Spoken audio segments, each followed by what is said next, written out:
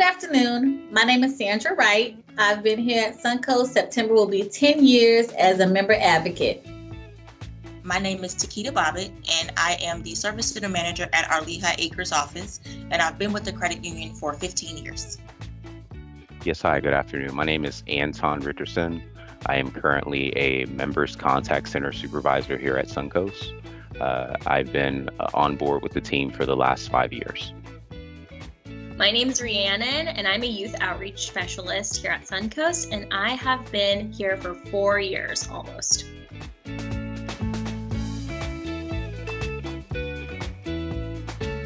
One of my personal heroes for Black History Month would be Maya Angelou. Referring back to her poem, Phenomenal Woman, it promotes self-confidence in women, no matter what your background is. No matter what you're going through, no matter the obstacles you've overcome or that you need to overcome, you're going to be able to make it. Yeah, great question.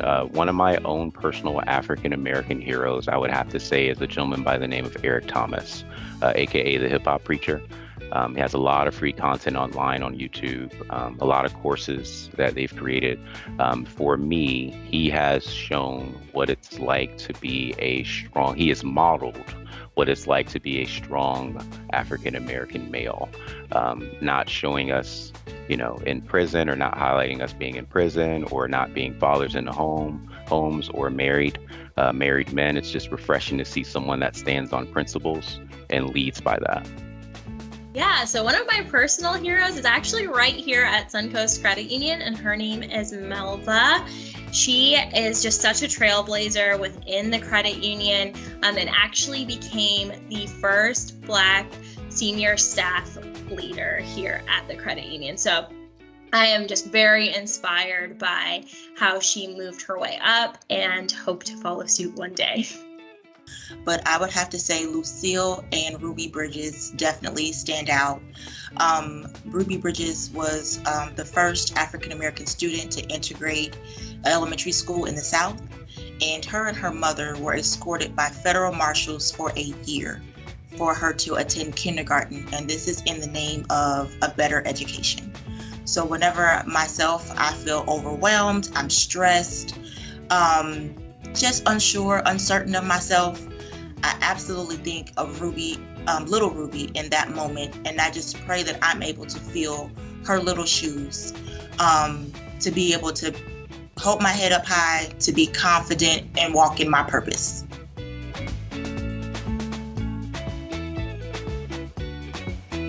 It's a time of reflection, a time for us to recognize, remember the sacrifices that were made for us to be exactly where we are right now. And also the shoulders that we stand on.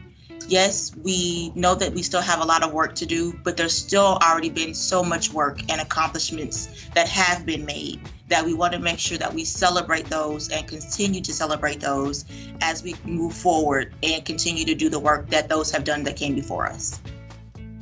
Knowing what my ancestors went through and what they fought and how they fought to get us where we are today, and being able to use that towards the present and in helping mold the future. It's a time to learn, reflect, grow, and develop. Also to discover new things that you did not know about our history. Black History Month means a time of celebration and a time of just taking note of all that has happened in the Black community and all of the things that we have to celebrate. There are so many inventions, so many discoveries that have been made by Black people, and Black History Month is just a time to celebrate all of those.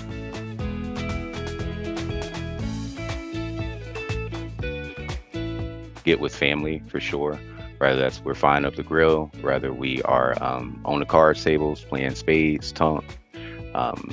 playing music, celebrating each other, studying, learning, growing, developing. Those are all things that I say that my family does personally to celebrate Black culture.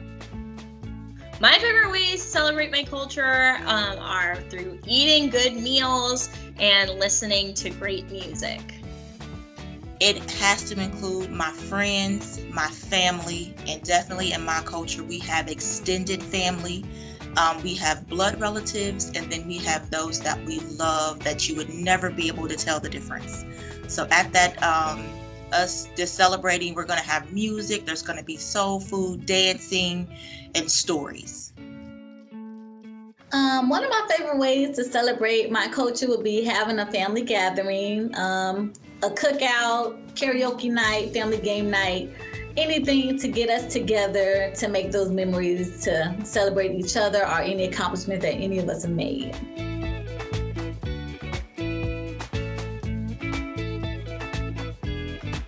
So one of the things that I'm most proud of right now is being a part of an organization here in Tampa called Tampa Organization for Black Affairs. And also just internally, we have an employee resource group called Black Leaders and Allies Cultivating Change. And it has just been so amazing to see how people of all races can come together over just an hour-long meeting a month and become so close to each other, just discussing Black history and moving forward together.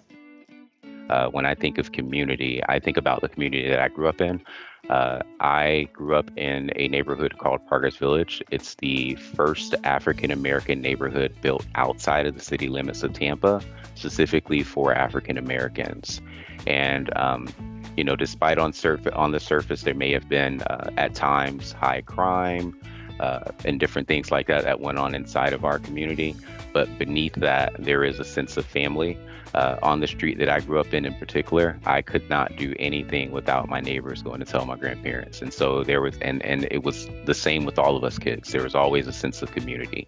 And so for me, one of the things that I take great pride in is the network within the neighborhood that I grew up in.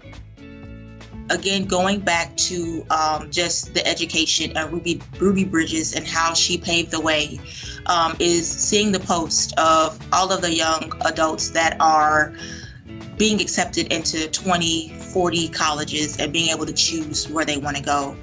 Seeing all of the social media posts of our young Black doctors in their lab coats.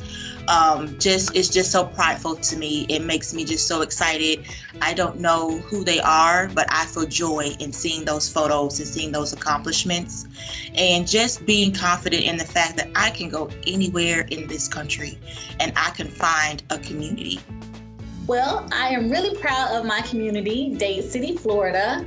They do a Dr. Martin Luther King Day Parade every year, which promotes Black-owned local businesses, local schools, and local programs such as the Boys and Girls Club.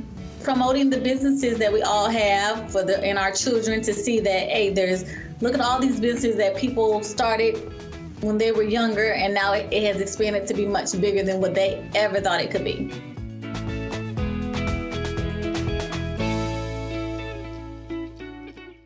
Yes. Well, to start, Dr. Martin Luther King Jr. was really just a pillar of the civil rights movement, and he was so inspiring throughout his life. And I'm so happy to see the honor and recognition that he deserved is being bestowed upon him now. And then same with Rosa Parks. She really chose to use her voice and take a stand by sitting down. And I think that that's very powerful for us to look on in our own journeys as we are advancing and looking for change in different areas. Yes, President Barack Obama and Maya Angelou are just huge pillars in the Black community, and not just the Black community, but in our country, in the world. Barack Obama, just being able to sit with my family, to sit with my children, and to watch his inauguration was just breathtaking. In the moment, I don't think that my children understood how significant that was. But shortly after calling my grandmother and just hearing her being filled with the emotions, hearing her cry, I think put it all into perspective for us. It was definitely a joyous moment, and absolutely makes me proud. James Baldwin is an activist and also an author. Now, Madam C.J. Walker is a whole nother topic. She helped with our black hair products, okay? Without her, where would I be? And if you didn't know, she is also the first self-made millionaire to be a female. This gentleman over here to my right, Mr. Sidney Poirier, was one of the first African Americans, or the first African American Academy Award winner. I think that's trailblazing, and that's also something that we should reflect on as people. We are constantly paving the way and overcoming obstacles, even to this day. So I look at him as motivation to continue to push, strive, and knock down barriers. This gentleman to my left, Nelson Mandela, I think he is just a beacon for peace. I think he also shows us what it's like to be resilient and to never give up.